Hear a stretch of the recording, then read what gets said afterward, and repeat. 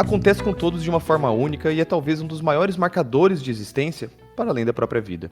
No episódio de hoje, convidamos a Júlia Romano, psicóloga clínica que possui especialização em neurociência e física da consciência, formação em psicoterapia do luto pelo Instituto Guarda-Chuva e pós-graduanda em tanatologia.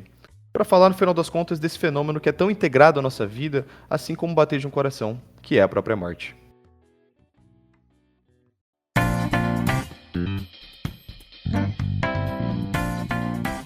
Bom dia, boa tarde, boa noite. Não sei de onde você nos escuta, mas eu sou a Nath. Que bom ter você aqui conosco. Eu sou o José Vinhotti. E eu sou o Guilherme Teobaldo, ou Theo, se preferir. E esse é o Psicologia de Quinta. Prepare os seus fones de ouvido ou o seu alto-falante e venha discutir com a gente o tema da semana.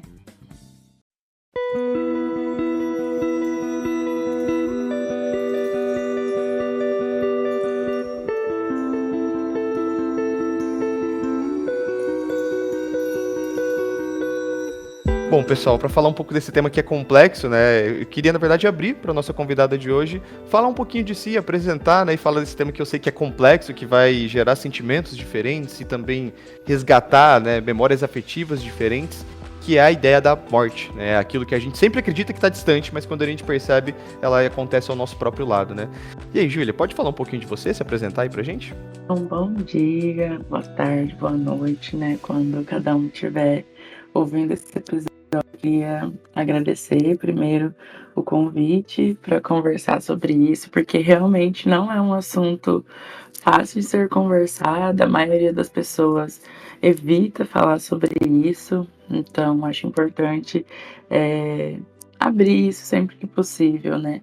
Então, eu sou uma mulher negra de 27 anos, que mora em Maringá, nascida e criada, formada em psicologia, né, e foram apresentadas as outras formações. Eu percebi e tenho interesse na área da morte desde a graduação, mesmo que isso não tenha sido uma disciplina, né, formalmente trabalhada, isso foi me atravessando, e é aí que eu começo a entrar nessa área de estudos e perceber como que isso vai atravessando a vida. Eu costumo dizer que toda pessoa que estuda a morte tem a sua própria história de morte que levou para esse estudo como uma possibilidade de interesse. E hoje em dia eu já consigo reconhecer, né, que tem a ver com as mortes da família da minha mãe. Então a minha tia faleceu lá em 2009 e era a irmã mais velha da minha mãe.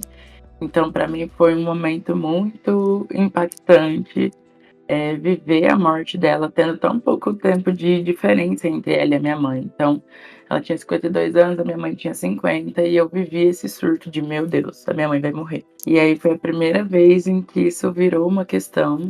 Enfim, naquela época eu nem sonhava com fazer psicologia, nem nada do tipo.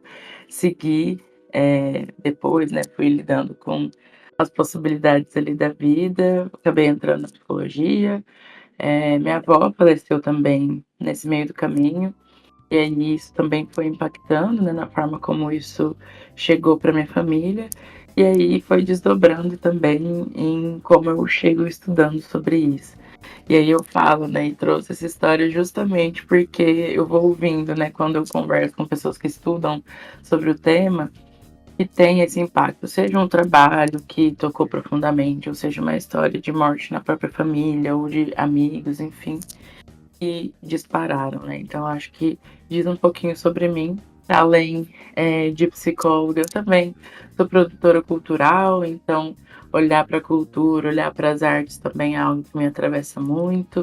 Sou filha espiritual, né, numa casa de Omolocô, em Maringá, então a minha religiosidade, né, é de matriz africana, e sou tia, sou irmã mais nova, sou companheira, sou amiga, tem vários outros lugares em que a vida acontece. Acho importante também me apresentar desse lugar para poder pensar outras coisas que vão atravessando a nossa vida para além da formação. Acho que é um pouquinho disso. me apresentar. Bom, o Gil, você trouxe agora justamente, né, como essas coisas vão atravessando e construindo a nossa história, a nossa subjetividade, como a gente percebe o mundo. E eu acho que a gente podia começar talvez trazendo até essa parte, né, como esse falar sobre a morte e vivenciar a morte é único para cada um, né? Como que isso acontece, como que isso reverbera em cada indivíduo. É muito singular mesmo, né? Muito particular como isso chega, mas é atravessado culturalmente, né? Como a vida vai acontecendo para cada um. E aí, uma imagem que eu trago, né? Trouxe antes e trago agora, que é de cada um ter o seu próprio livro, escrito morte na capa. Então, se a gente for pensar, né? E essa é uma imagem que, para mim, acaba facilitando de visualizar. E cada coisa que a gente vive na vida vai trazendo referências sobre determinada coisa. Então, se eu falar, por exemplo, estudar, cada um vai ter uma referência do que é estudar, de como estuda. Se eu falar trabalho, cada um vai ter uma referência de como trabalha, do que trabalha. Se eu falar família, cada um vai ter uma referência de família, de vivência. Quando eu falo morte, a mesma coisa acontece. Então, cada um, ao longo da vida, acumulou experiências e conceitos que, quando eu trago, né, uma palavra, um tema à tona, vai evocar também o seu próprio referencial, porque acontece de uma forma diferente para cada um. Então, por mais que seja uma coisa que acontece em todos os lugares do mundo, em muitos tempos, de criança a idoso, ainda assim vai ter um lugar muito diferente para cada um, justamente por tudo que atravessa cada vida em particular. Então, eu gosto dessa imagem do livro, né? Porque por mais que a gente tenha essa ideia de que o livro é uma coisa geral, quando você pensa na própria prateleira, cada prateleira de livros é única. Então, cada um vai ter, por mais que tenham livros parecidos, né, ou até livros semelhantes, ele está em lugares diferentes da prateleira, ele está junto com outros livros diferentes, ou até não está, né? Vão ter prateleiras que vão ter, que não vão ter, e aí isso vai dizendo muito da vida, né, de como isso vai chegando para cada um na vida. Quando a gente pensa sobre a morte, né, acho que vem aquela frase muito clichê, mas como todo clichê não deixa de ser verdade, né? Que talvez seja a única certeza de fato que a gente tem na nossa vida, né? Particularmente gosto de observar a morte não como o fim da vida, mas como parte dela, né? É bacana, né, como você trouxe desse livro de imagens, dá quase que uma sensação quase que antropológica pra mim, assim, sabe? De olhar a morte em diferentes sociedades, assim, também, né? Em como é visto a morte em diferentes sociedades, eu acho que em diferentes religiões também, né? Tudo isso traz uma questão diferente para quem está experienciando, digamos assim, esse fenômeno, né? Eu acho que até comunitariamente, né, como a gente estava conversando antes de como diferentes locais experienciam a morte, né? De ser diferente numa cidade grande, de uma cidade pequena, por exemplo, né? A importância da gente entender isso, muitas vezes, que eu penso, é que acho que como várias outras coisas na vida, existe até um certo moralismo em como experienciar essa morte no momento da morte, né? Por exemplo, como assim você não tá chorando, né?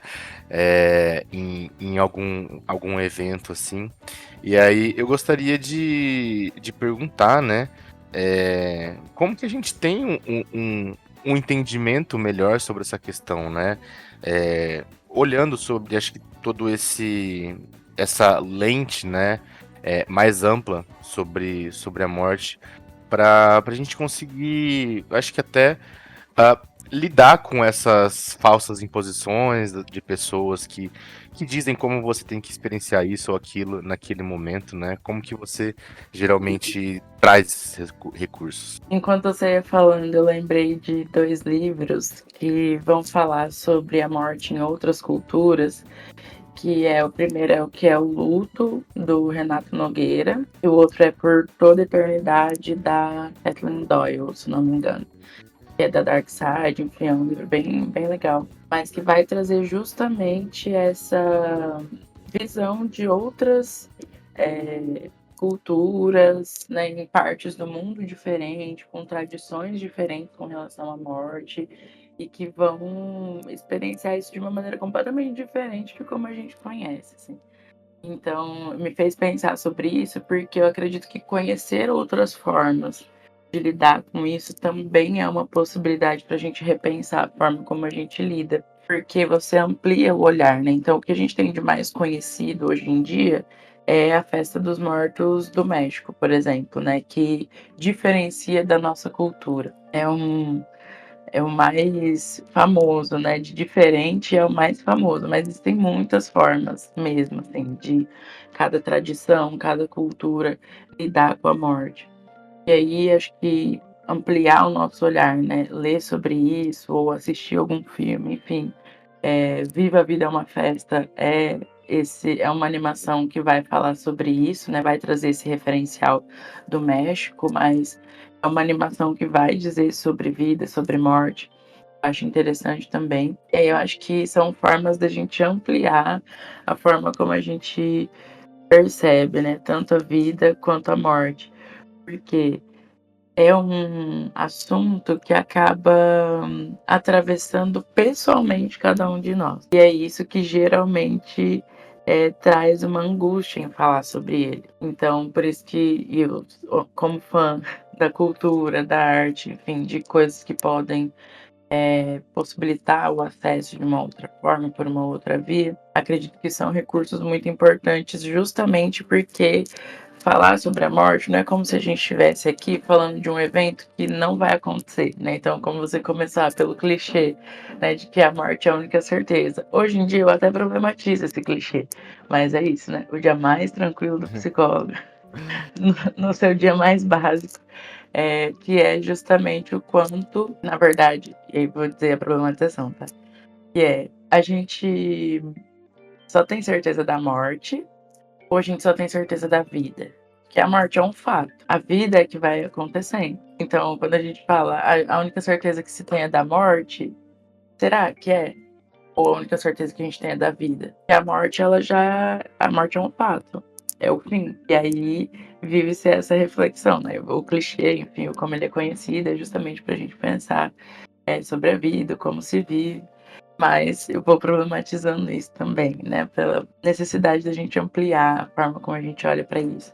Então, entrar em contato com esse assunto, né? Com como a morte vai fazendo parte da vida mesmo, eu acredito que é uma forma da gente pensar melhor o como isso vai chegando.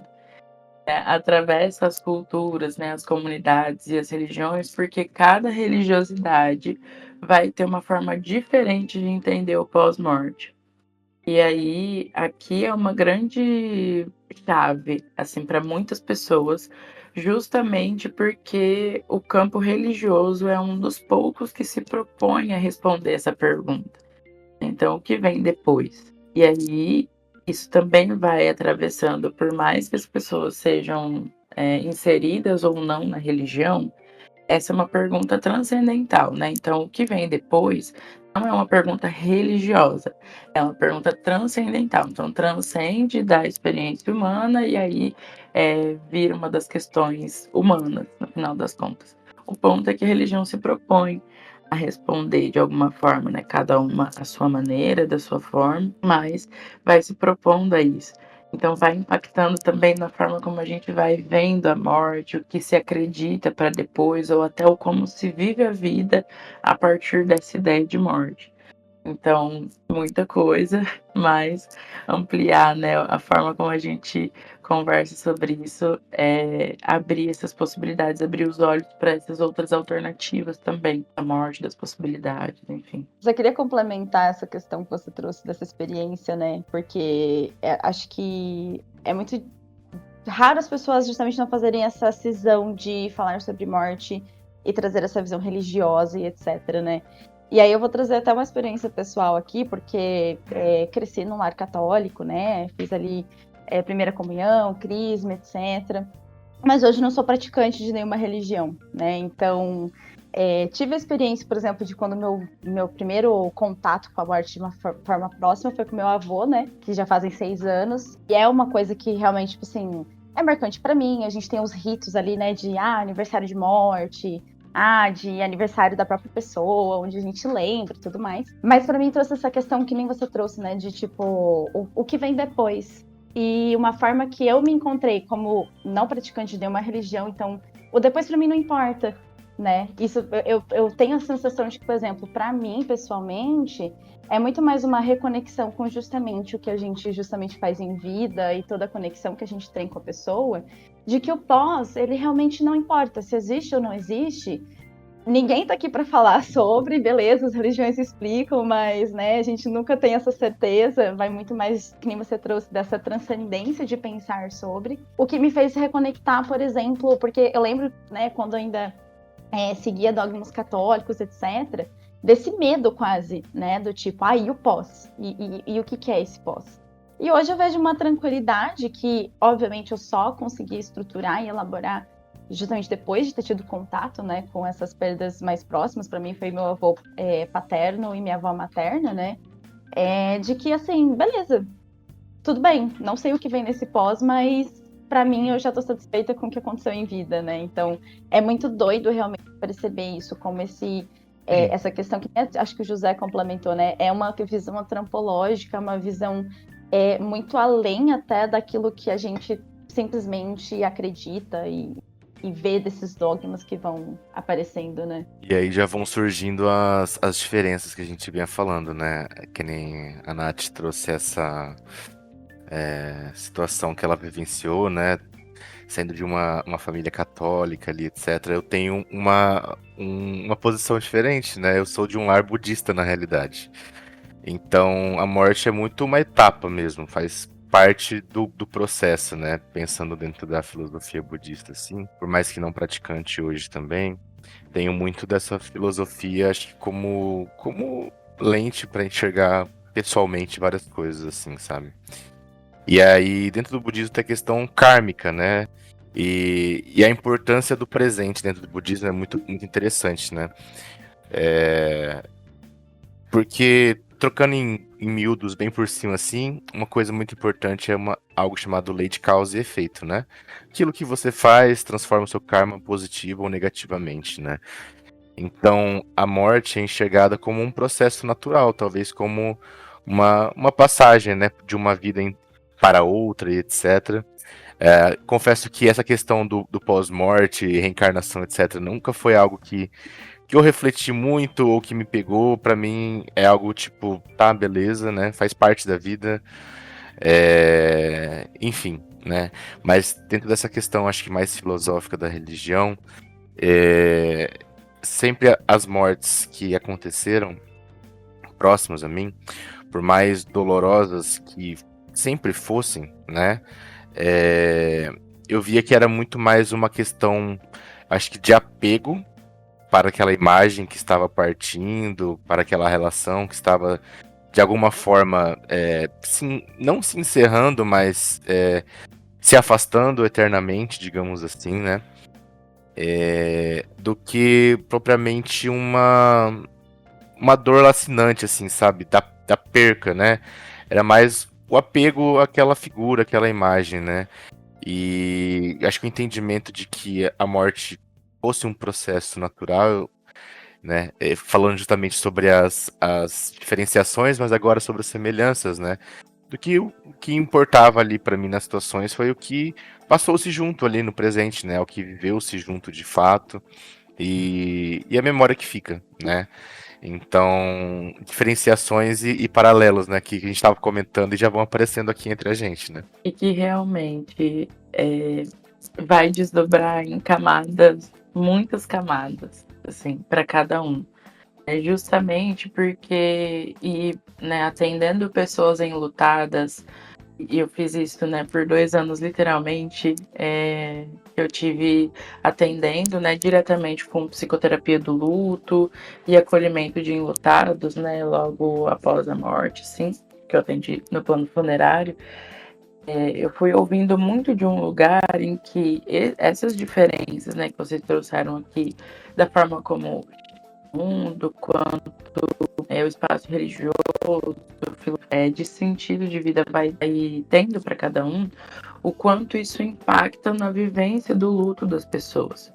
Porque justamente a forma como se foi vivendo, né, se relacionando com essas questões na vida, vão refletindo quando você precisa responder essa pergunta. Então, a sensação que se tem é quando a morte surge, a gente precisa responder, tá, para onde foi, né? É uma questão que surge naturalmente, porque lidar com o rompimento, né, com a ausência física da pessoa, traz um pouco desse questionamento de vida mesmo, né? É olhar para o outro, mas é olhar para si também. Então, ouvindo pessoas enlutadas, né, é muito perceptível o quanto essa questão, né, filosófica, religiosa, de crença mesmo, impacta tanto positivamente, então como um fator de apoio e de suporte para essa pessoa, quanto de uma maneira mais difícil. Não vou nem dizer negativamente, vou dizer de uma forma mais difícil, mais complexa no luto dessa pessoa. Justamente porque se não há essa compreensão, né, como vocês estão trazendo, que foi sendo elaborado ao longo da vida, se não há essa compreensão, na hora da morte isso vai virar uma questão. Tipo, tá, não pensei sobre isso até agora, mas agora que faleceu uma pessoa muito importante para mim, isso surge naturalmente como uma questão. E aí, se há um desacordo ou um desencontro, ou até alguma questão ali da própria morte que impacta nesse sistema religioso ou de crenças, é aí que a gente vê a questão ficando um pouco mais difícil, ficando um pouco mais complexa, né? Porque aí a pergunta surge numa hora em que todas as emoções relacionadas a essa perda surgem, e aí vão precisando, né, a gente vai precisar encontrar caminhos, né, de responder e de se confortar com aquilo ou de romper com aquilo, né, que se acreditava antes. Então, eu já vi pessoas em que estavam muito confortadas, né, chegaram, por exemplo, para ser atendidas no acolhimento do luto, mas que elas já chegam confortadas porque elas têm uma crença que o pós, né, de que essa pessoa está num lugar melhor, de que ela está em paz, de que ela cumpriu o propósito aqui, e aí você vê o impacto disso no próprio processo da pessoa, no como ela vai encaminhando. Ao mesmo tempo, você vê pessoas que têm muita dúvida, né? Será que essa pessoa tá vendo? Será que ela não tá vendo? Será que ela tá num lugar, ela tá descansando ou não tá? E aí quando você pergunta, né, sobre esse lugar, e eu costumo falar que o luto para mim, né, trabalhar com a morte é um lugar na psicologia em que a segunda ou a terceira pergunta para a pessoa é: você tem alguma fé que te ajuda a responder isso? Porque e que é incomum, né, na psicologia a gente começar por aí, mas em relação à morte isso diz muito do quanto essa pessoa entende ou vê o pós-morte, né? Então, perguntar sobre a fé é justamente não perguntar sobre uma religião, porque não é necessariamente uma religião que vai responder essa questão para as pessoas, mas é o quanto que acreditar em algo, então ter fé em algo, pode ajudá-la ou tornar mais complexo também esse momento, né, essa vivência.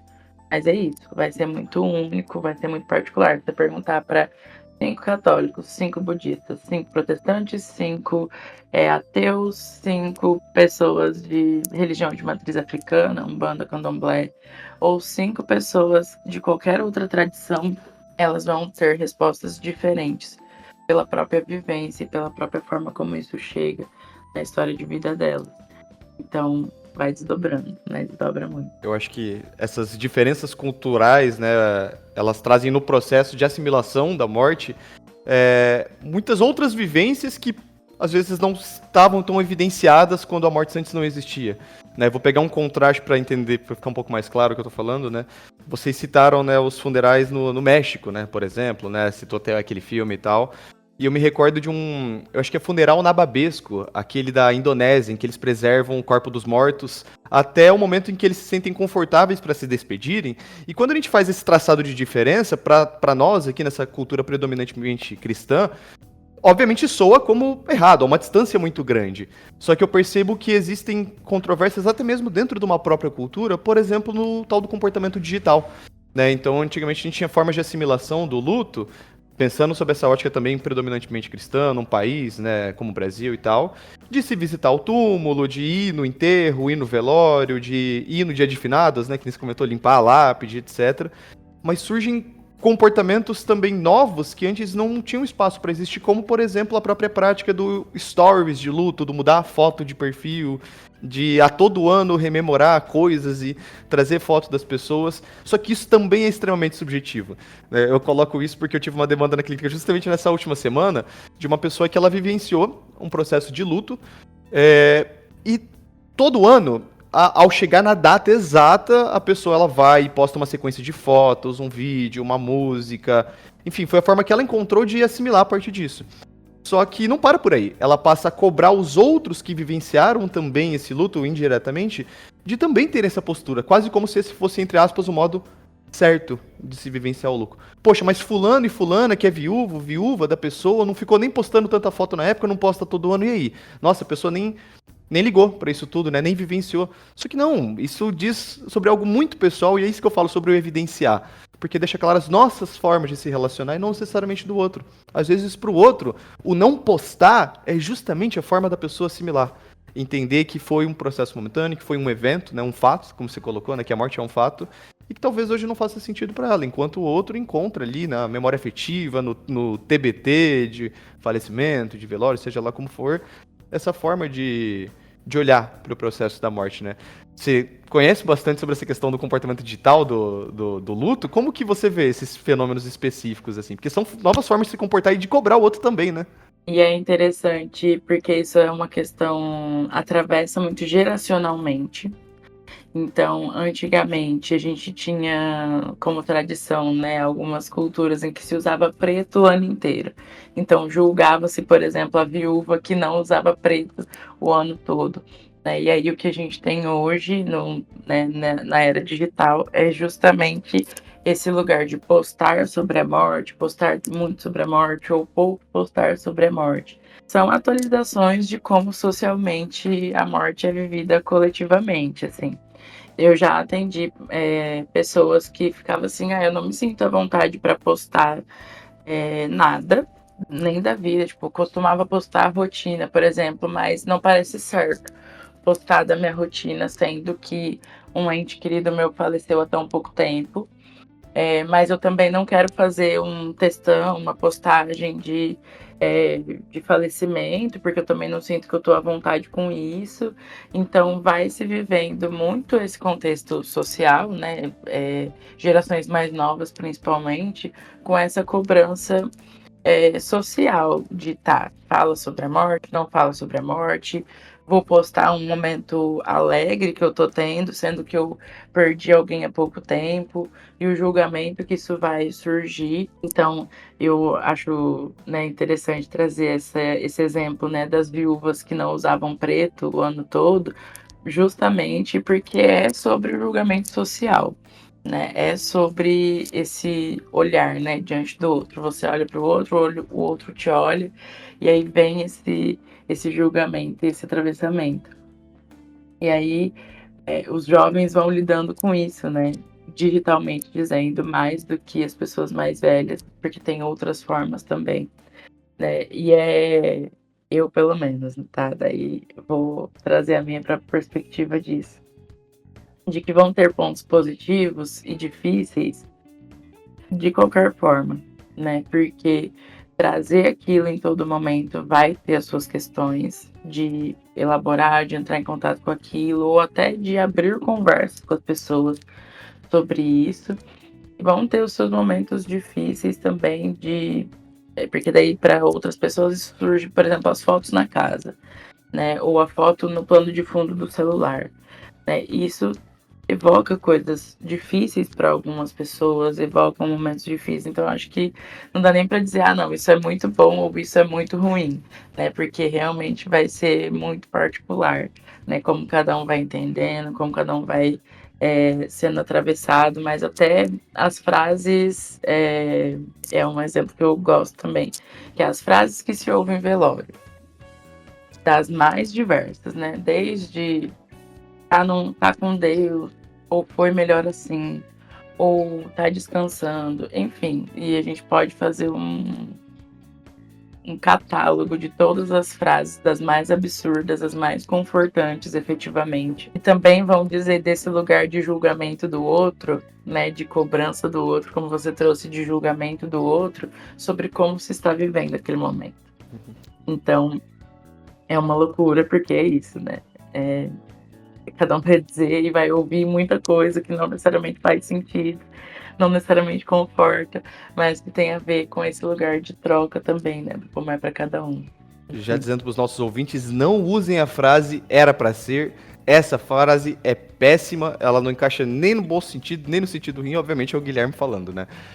Mas, nossa, essas frases são muito clichês, né? E às vezes, como pessoa enlutada, às vezes a gente também não tem recurso de como responder aquilo, sinto muito. Poxa, tá, obrigado, né, pela força, mas não há um tutorial, né, de como lidar com a morte. Eu até me lembrei quando você estava falando, uma propaganda do governo federal que é sobre doação de órgãos, tem passado bastante. Que é falar sobre doação de órgãos, é falar sobre morte. E é por isso que é um assunto complexo no final das contas, porque a gente não tem uma receita de bolo para vivenciar essa experiência, né? Olha, eu tenho uma vez que eu tomei, e assim, eu era super criança, sabe? Então, assim, eu lembro claramente que foi o pai de uma colega de sala faleceu.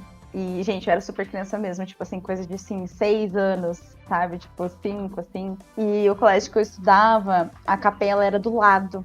Então, assim, a professora teve a ideia, não sei se positivo ou negativo, não sei julgar, tá? Vou só compartilhá-la aqui com vocês. De levar todos os colegas da sala para ir ali, né, pra encontrar com essa amiga, né, porque, poxa, um momento difícil, etc. E eu lembro que, tipo, a única coisa que eu conseguia falar, tipo assim, vendo ela chorar, olha como, hoje eu entendo, né, tipo assim, quando as pessoas estão chorando, o que geralmente a gente escuta vai passar, né. E eu lembro que, tipo, foi a única coisa que eu falei, e aí, tipo, o que eu recebi de volta foi, não sei se vai, porque meu pai não vai voltar, sabe, então, tipo, são coisas que realmente, assim, além da gente olhar para essas questões que atravessam tanto culturais, quanto religiosas, quanto de vivências, quanto de gerações, etc., é extremamente necessário até para a gente entender se o outro está sendo babaca ou não, sabe? Então, são coisas realmente muito singulares, né? Até estava pensando de como, por exemplo, a morte sempre é muito retratada pela cultura, principalmente de filmes, como algo relacionado ao terror, né? Então, acho até essa proximidade muito interessante que acaba acontecendo no Brasil de, dia 31 é Halloween e dia 2 já é finados, né? Então, mas sempre tem até essa aproximação do tema, né? Como essa coisa, tipo, do horror, como essa coisa que assusta, como essa coisa que até vindo pro lado da psicologia, é algo que eu comecei a observar de como sempre pensar em morte é pensar num pensamento catastrófico, né? Como se você esperasse o pior. E não como se fosse uma coisa que faz parte da vida, né? Então, é muito interessante perceber justamente esses recortes, como apresentado pra gente. E aí eu queria até trazer aqui, né, pra você, né, Ju? O que você sente que a gente precisaria, talvez, falar ou até mesmo discutir para a gente construindo talvez uma nova cultura ou até mesmo novas vivências. Se você acha possível fazer isso de uma forma coletiva ou se realmente é só de uma forma individual, para que a morte não tenha essa roupagem de catastrófica, de algo que é ruim de eu estar pensando, como se eu estivesse até atraindo, né, quando eu estou pensando ou falando sobre. Enfim, o que você pensa sobre? Eu queria dizer que é coletivamente, ponto. Não, individualmente não vai ser possível, porque não é uma vivência individual, né? E aí é importante dizer, né? Essa frase filosófica da aula de tanatologia geral é uma coisa que eu vou levar pro resto da minha vida, que é: a morte é uma não experiência, né? Quando a morte está presente, eu já não estou. Então, quando a gente fala, né, e eu comecei por esse ponto, né, de dizer, olha, é coletivo justamente porque quem lida com a morte é quem fica, é a comunidade viva que lida. Então, não adianta eu dizer, não, eu individualmente vou pensar sobre a morte, vou lidar com essas questões e bacana, beleza. Porque se eu morrer, acabou, né? Aí é isso, não adiantou nada refletir e falar sobre a morte. Então, é um processo coletivo de conversar sobre isso, e uma coisa que eu sempre vou bater na tecla é o quanto a gente precisa ampliar espaços como esse, por exemplo, de conversar sobre a morte enquanto não tem ninguém morrendo próximo a nós. É justamente o que se evita ao máximo, né? Justamente dessa ideia de que falar sobre a morte atrai a morte, ou tem esse olhar mórbido ou catastrófico, né? Enfim. E aí se evita falar justamente por esse entendimento, mas é justamente o contrário, né? A importância de falar sobre isso enquanto não tem ninguém morrendo próximo, né? Porque morrendo sempre tem, todo dia morre gente, assim como todo dia nasce gente, né? Não é porque a gente não vê que não acontece. É exercitar justamente conversar sobre isso, conversar sobre essas questões em um momento em que a gente não precisa decidir nada. Então, a gente conversou, né, antes sobre a burocracia da morte, por exemplo. O quanto que conversar sobre isso sem ninguém estar morrendo faz com que as decisões ou até encaminhamento possam ser feitos sem ter que sentir tudo aquilo que se sente na morte. Então, eu conversar com vocês aqui, olha, quanto é um lote no cemitério, se ainda tem lote no cemitério para vender, ou quanto é uma cremação, ou quanto é um velório, sem que nenhum de nós esteja lidando com isso agora, traz uma possibilidade da gente pensar, eu acho que eu prefiro isso, eu acho que eu prefiro aquilo, ou até em termos afetivos mesmo, né? O que cada um aqui quer para o seu próprio velório, ou gostaria de saber de uma pessoa querida, ainda tem a possibilidade de a gente poder conversar sobre isso sem ter que resolver isso de hoje para amanhã. E esse, para mim, é o grande ponto de como coletivamente a gente pode entrar em contato com isso, né? E aí, enquanto profissional, é poder ser avaliado como a morte toca pra gente, né? Porque se é uma escuta difícil, porque pra gente é difícil falar sobre isso, existe uma chance da gente não conseguir ouvir o que aquela pessoa tem para dizer, né? Sobre esse assunto, ou até sobre temas que são difíceis para nós, né? Então, enquanto profissional, a minha questão sempre vai ser, olha, perceba se para você falar de morte é difícil. Porque se para você falar de morte for difícil, a chance de quando isso chegar na sua clínica, e vai chegar, você não conseguir escutar é muito grande. E aí o impacto que vai ter para o processo daquela pessoa vai ser muito maior. E aí não falar sobre isso dentro da psicologia, assim como não falar sobre religiosidade e espiritualidade, que são coisas diferentes, por exemplo, na psicologia, custam muito quando surge essa questão com a morte. Porque aí vai dizer de um lugar que, às vezes, o lugar que era para aquela pessoa ser escutada e ser validada, se for difícil para o profissional e ele não reconhecer ou não der conta de ouvir aquilo, vai ter aí um buraco nessa escuta que pode ser muito, né, impactar muito no processo de luto dessa pessoa. Essa ideia do preparar, né? O falar e se preparar sobre a morte é se preparar pro fim.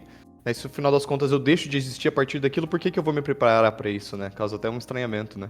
Mas é justamente o quanto essa experiência é vivida em comunidade. Porque isso, não quero nem falar sobre isso, porque daí quem tiver aqui que vai ter que resolver. Justamente. Todas as pessoas que você ama é que vão ter que resolver isso. Então, assim, se ausentar também desse lugar de, eu não quero falar disso pra mim e nem para as pessoas que eu amo, porque na minha cabeça nenhuma delas vai morrer, só exclui ou só afasta a possibilidade de você realmente saber o que é importante para aquela pessoa, né? Saber o que é válido para aquela pessoa. Tem um baralho, né, que foi feito pela Sociedade de Geriatria e Gerontologia, que chama Cartas na Mesa, que é justamente pensando conversar, abrir essa conversa sobre fim de vida, né, sobre processos de adoecimento e tudo mais, justamente abrir essa conversa, tanto com profissionais quanto com as pessoas, né, que estão nesse processo. justamente trazendo coisas para a gente pensar, né? Isso é muito importante para mim? Isso é mais ou menos importante para mim? Ou isso é pouco importante para mim? E aí são 35 cartas com questões, né? Então, quero ouvir minhas músicas preferidas, quero estar confortável, quero manter a minha dignidade, enfim, tem várias questões. É justamente para conversar sobre isso. É o que é muito importante para mim ou o que eu não acho tão importante. E é justamente desse lugar de se a gente ama as pessoas, né, e se preocupa com elas, se a gente se preocupa, né, um exemplo, para dar um presente de aniversário que seja coerente com aquela pessoa, né, se você se importa com aquela pessoa a ponto de pensar qual presente de aniversário você vai dar, é a ideia da morte. Você não se preocupar com como vai ser ou o que para aquela pessoa é importante, é como não ligar para dar um presente de aniversário. Né? Se você se importa com aquela pessoa, e na maioria das vezes, ou você é uma pessoa que gosta de dar presente ou não gosta de dar presente, e beleza, ou você é a pessoa que tá me importando em dar presente, eu vou dar uma coisa que é coerente com a pessoa. Eu não vou comprar só uma meia para dizer que eu não vou dar um presente, uma meia, se não é uma pessoa que gosta de meia ou algo nesse sentido. Então, quanto mais próximo, mais a gente valoriza o presente que vai comprar, o como a gente vai fazer, justamente pela ideia de que é importante que aquela pessoa se sinta importante. E pensar sobre a morte, essas alternativas, para mim, entra desse lugar. Se é importante para você, ou se você se sente importante para alguém, a gente deveria também conversar sobre a morte para valorizar, né? O que se quer, o que se pode, o que não pode, enfim. Essa ideia de que a morte é uma não experiência, a experiência fica para quem continua, né? Eu acho que é o que fundamenta a ideia mesmo de que a morte faz parte da vida, né? Porque enquanto em vida estamos em constante contato com a morte, digamos assim, também, né? Até o estar vivo, né? Que nem você trouxe, né? Sobre as certezas, né? O estar vivo é o não estar na morte também, né? Uma forma de reafirmar a nossa vida também, né? E pra gente ir finalizando aqui, Ju, gostaria que você trouxesse algumas indicações, talvez de leituras, ou como você trouxe de questões da arte, né? Uma música, uma peça de teatro, um filme, alguma animação, alguma coisa assim, para quem está nos ouvindo refletir um pouco mais sobre esse tema e, quem sabe, dar novos contornos sobre o assunto morte, né? Em termos de indicações, né? Como eu falei antes, os livros, né? E aí eu diria, todo mundo pode ler, porque não é um livro teórico, né? Então não são livros teóricos para dizer sobre a morte. Então, o que é o luto, do Renato Nogueira, e Para Toda Eternidade, da Catherine Doyle. São livros que eu indicaria para olhar a morte em outras culturas. As animações, Viva a Vida é uma Festa, A Caminho da Lua, acho que tem na Netflix ainda, e Soul, da Disney, são indicações para falar sobre a morte, né, e refletir sobre isso de um lugar mais leve, justamente pela ideia de animação, que, né, faz muito sentido para mim pensar o processo de luto ou de relação com a vida, ou até de legado, né, porque Viva a Vida é uma Festa é sobre legado, então são 3 pontos aí bem importantes no luto. De outros filmes, eu sou apaixonada por Beleza Oculta, que é um filme que vai falar sobre a elaboração de um processo de luto. É com Will Smith, eu sou 100% fã desse filme. Justamente pela ideia de que cada um tem o seu próprio tempo de luto e de elaborar, né, as partes do seu próprio luto. É um filme que diz muito sobre isso.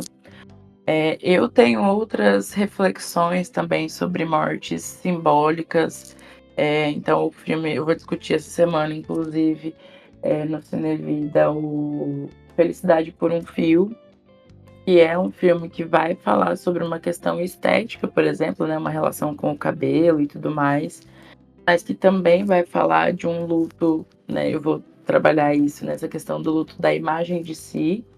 Então, o quanto que mudar o cabelo ou mudar alguma coisa na nossa estética vai dizendo também, né, se isso é intencional, o quanto isso também vai dizer de uma necessidade de mudança. Então, a gente até viu aí as várias conversas, né? Talvez você já tenha ouvido de quando a pessoa corta o cabelo, é que ela quer cortar alguma coisa da própria vida, ou quando ela pinta o cabelo é porque ela quer mudar alguma coisa. Eu acho importante a gente olhar para esses lutos simbólicos também, né? Rompimentos de relacionamento, faixa de vida, né? Mudança da escola para a faculdade, da faculdade para o trabalho também, como processos de luto que a gente vive. Então, Felicidade por um Fio é uma indicação para a gente pensar esses outros lados do luto, né? Que não só por morte. Então, eu acredito que é isso. Seria muito mais, mas é isso. Vamos um pouco de cada vez. E Ju, divulga pra gente também suas redes sociais, onde que as pessoas podem te encontrar, ter em contato com você também. Faz o seu merchan agora. O Instagram que eu uso é um Instagram único, então @juliaromano, com um ponto antes do último O, né? Mas se digitar Julia Romano vai aparecer. É a rede social que eu mais estou inserida, mas também me encontram por e-mail, né? Ou coisas nesse sentido, no juliaromano ou @gmail.com. Então, Julia com 2 As, Romano com 2 Os, me encontra também no e-mail.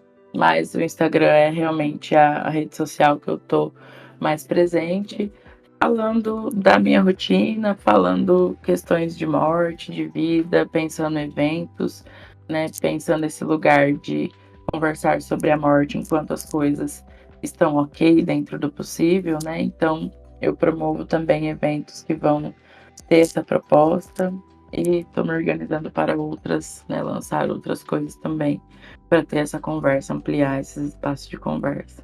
Acredito que é isso. Perfeito, então, Ju. Muito obrigada por ter topado estar com a gente hoje, trazer essa temática aqui, que nem você trouxe. A gente precisa falar mais e falar abertamente, falar de verdade, né?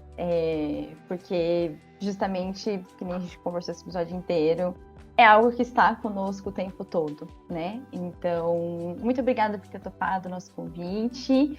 Esperamos você mais vezes, para a gente também falar sobre outros assuntos. E é uma honra ter você aqui.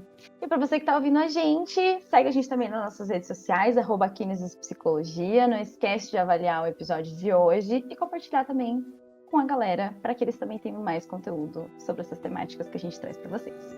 E é isso, um beijo!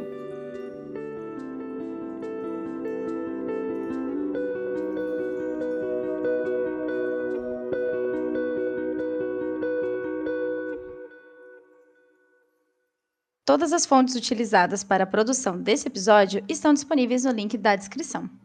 O Psicologia de Quinta é uma produção do Espaço Kinesis Psicologia. Novos episódios todas as quintas. Entre em movimento com a gente!